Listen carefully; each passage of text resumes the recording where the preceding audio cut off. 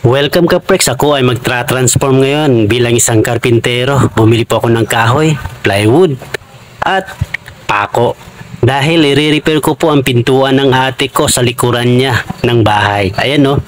So ito na nga, numpisahan ko na pagtanggal yung frame ng mismong pintuan na ito. At ngayon ay susukatin na natin at maglalagay na po tayo ng mga brace nito. So ito na nga, inumpisa na natin na pagsukat ng ating mga ilalagay na brace na skeleton bilang isang pintuan. So ito na nga, at puputulin na natin ang mga sinukat nating mga kahoy na ito. So ito na nga, at pinutol ko na. Ayan, tapos na. And next, dito na naman tayo sa pangatlo. Yung napapansin nyo sa gitna mga kaprex, hindi po yung nakapako pa. Guide lamang po yan, no? So, ayan. Ito, at tilagyan natin ng sukat. At ito na nga, susukatan ulit. At lagyan ng guide. Ito, gamit natin ang eskwala. So, ayan na nga mga kaprex, no? Puputulin na natin ito maya-maya konti. So, ito na. Ang bagal mo naman, kuya. Bilisan mo naman. Ayun. Putol. Tapos na. So ito na nga, alisin na natin yung frame nito mismo ng ating pintuan. Tingnan nyo mga kaprex, para siyang expert talaga yung gumawa nito.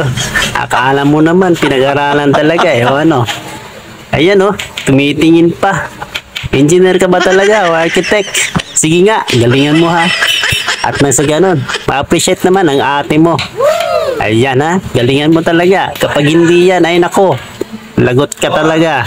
Itong ginagawa ko ngayon mga kaprex ay parte pa rin ng ating kindness, mothers and love.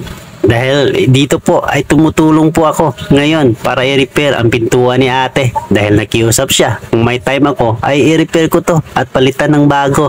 Kaya ito na nga mga kaprex, no? Isang pagtulong na naman ang ginagawa natin. Dahil ito ay kusa. Kaya naman, excited ako na makita at matapos ito ang effort ko. At sana'y ma-appreciate ito ng ate ko. Alam niyo naman, dahil nga talentado at matulungin ang ating lingkod, si Kaprex. So ayan na, tuloy-tuloy natin, no? So ito, sinukat ko na nga yung pintuan na ginagawa ko. Itong skeleton. So ayan, no? Kitang-kita, saktong-sakto, walang labis, walang kulang. Parang suka at asin lang, no? Grabe mga Kaprex, ayan, no?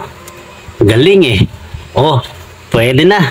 Pangmason, karpintero, o ano pa man ang tawag sa iyo. Ang mahalaga mga kaprex ay ginagawa mo lang ang tungkulin mo bilang ikaw. Alam niyo mga kaprex, ang paggawa nito ay hindi na bago sa akin. Dahil isa po akong woodworking student, dahil sa subject namin na yan ay malaki po ang grado ko. Sa lahat po ng mga marurunong mag-drawing ng mga ganitong klaseng mga gawain tulad ng paggawa ng mga cabinet, pintuan, bangko at ano-ano pa ay sa akin po pinapadrawing ng aking mga kaklase, kaya alam po nila yan kung ano ako at kung sino ako. Kaya naman sobrang pasasalamat ko dahil nagamit ko po ito hanggang ngayon sa tulong na rin ng aking mga kaklase, dahil sila ay nagpapadrawing sa akin at ako po ay naging bihasa sa paggawa ng mga ganitong klaseng gawain. At ito na mga kaprex, balik po tayo sa aking ginagawang skeleton na pintuan. So ito na nga, sinusukat ko yung brace natin para hindi po siya aalog-alog kapag ka binuksan at isinira ito. Kaya naman, ilalagyan na natin ng sukat. Ayan, palatandaan. At ito na nga, at ipapako na natin itong brace na ginawa natin sa ating skeleton na pintuan. Solid po ito mga kaibigan pagka merong brace, dahil hindi po siya naaalog o na ano talaga, dahil solid po ang pagkagawa niyan. So ayan na nga mga kaprex, no? Sa katunayan mga kaprex ay basic lang po itong ginagawa natin, dahil ang ginagamit po natin mga kahoy dito ay hindi naman masyado talagang solid. Pero pwede na rin dahil pintuan lang naman to at may support din naman. Alam niyo mga kaprex, wala po tayong gamit talaga dito na pang support dito sa ating ginagawa. Wala po tayong planer, wala po tayong blade, kumbaga panghati ng ating mga kahoy, kaya manual po ang ginagawa natin. Mas maganda pa rin po kung meron tayong mga bagay na ginagamit tulad ng planer, blade, para mas maganda at pulido po ang paggagawa nitong pintuan natin. Malinis po tingnan. At ito na mga kaprex, nilagay na natin. At ayan kitang-kita naman, saktong-sakto. Talagang fix na fix po ang pagkalagay sa kanya at pagkasukat natin ito. Tamang-tama. So ayan mga kaprex, at ang susunod na naman ito ay ating hahatiin yung plywood para itap natin sa pintuan na ito.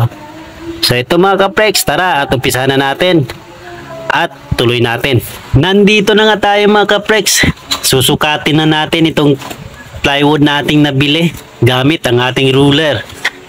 Lalagyan lang natin ng palatandaan, lapis, gamit din ang ating eskwala. So ito na nga mga kaprex lalagyan lang natin ng marka at hahatiin na natin ito. Manual pa rin yung ginagamit natin dito mga kaprex. Mas maganda pa rin sana kung meron tayong cutter Mas maganda at pulido po ang pagkakat nito.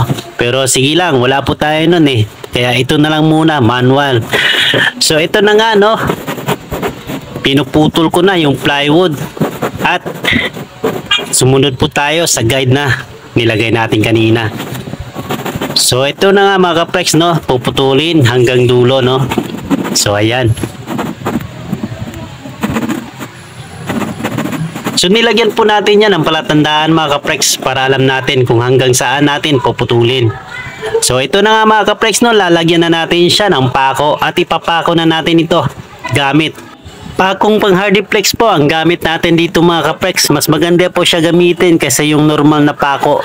Yung pang hardiplex na pako mga kaprex maganda po yung gamitin dito sa plywood na ito dahil malapad po yung ulo nun compare po sa isang numero 1 na pako na normal. Mas maganda pa rin po ito yung pako pang hardiplex dahil malapad ang ulo at safe din po ang ating plywood. So ito na nga ayan, papako na natin bawat gilid. Sa taas muna tayo sa gilid papunta sa baba. So titingnan nyo po ng mabuti mga kaprex para hindi po lumampas yung mga pako, baka hindi po tatama sa kahoy. Kaya titingnan po natin na mabuti habang pinapako natin ito At ito na nga mga kaprex, tapos na. Maraming salamat sa panunood. Ito po ang resulta. Thank you.